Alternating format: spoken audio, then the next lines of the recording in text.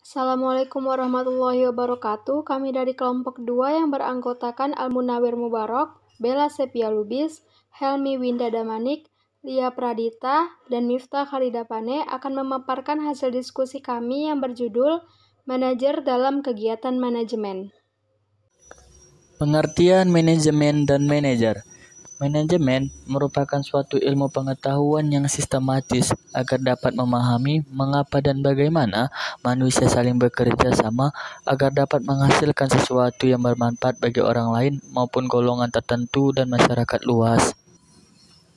Sedangkan manajer adalah seseorang yang bekerja melalui orang lain dengan mengorganisasi kegiatan-kegiatan mereka guna mencapai sasaran organisasi. Seseorang yang karena pengalaman, pengetahuan, dan keterampilannya diakui oleh organisasi untuk memimpin, mengatur, mengelola, mengendalikan, dan mengembangkan kegiatan organisasi dalam rangka mencapai tujuan.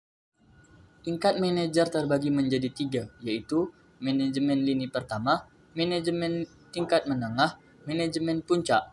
Manajemen lini pertama dikenal dengan istilah manajemen operasional, merupakan manajemen tingkat yang paling rendah yang bertugas mengawasi, memimpin karyawan non-manajerial yang berada di proses produksi.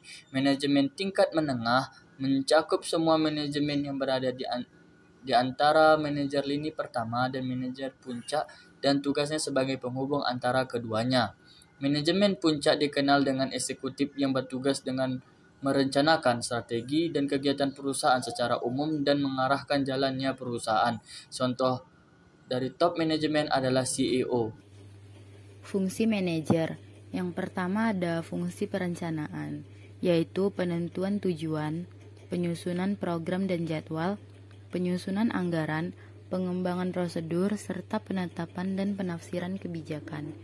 Yang kedua ada fungsi pengorganisasian, yaitu menyusun struktur organisasi, mendelegasikan wewenang dan tanggung jawab serta menetapkan hubungan antar bagian dalam organisasi.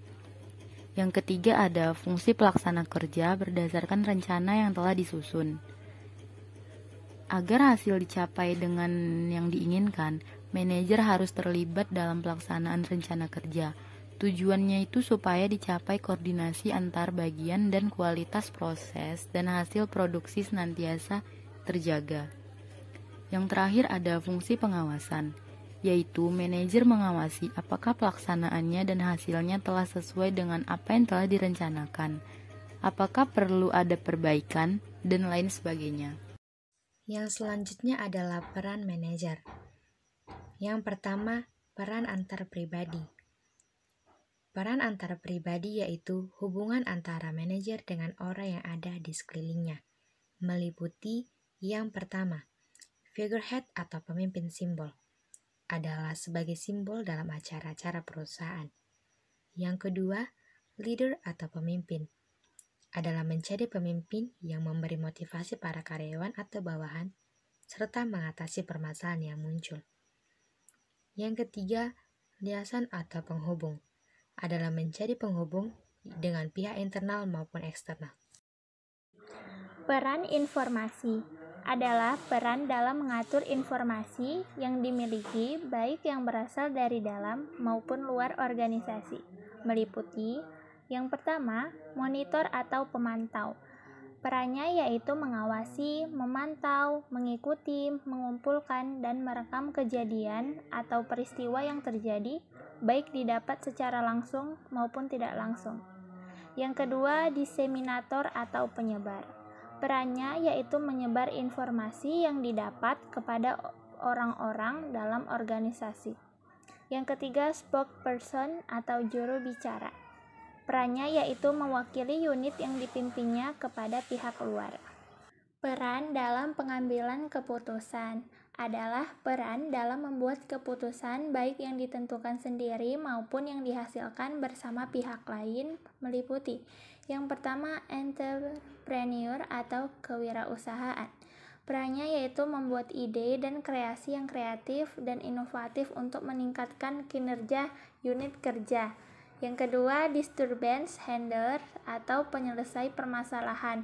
Perannya yaitu mencari jalan keluar dan solusi terbaik dari setiap persoalan yang timbul. Yang ketiga, resource allocator atau pengalokasi sumber daya. Perannya menentukan siapa yang menerima sumber daya serta besar sumber dayanya. Yang keempat, negosiator atau negosiator. Perannya melakukan negosiasi dengan pihak dalam dan luar untuk kepentingan unit kerja atau perusahaan. Peran manajer dalam organisasi.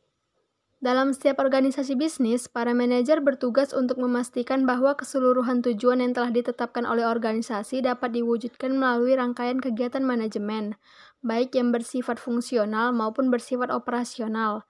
Tugas manajer atau istilah apapun sebagai padannya adalah untuk memastikan agar tujuan organisasi dapat tercapai secara efektif dan efisien melalui serangkaian kegiatan manajemen secara fungsional maupun operasional. Demikianlah hasil diskusi kami. Lebih dan kurangnya kami mohon maaf. Wassalamualaikum warahmatullahi wabarakatuh.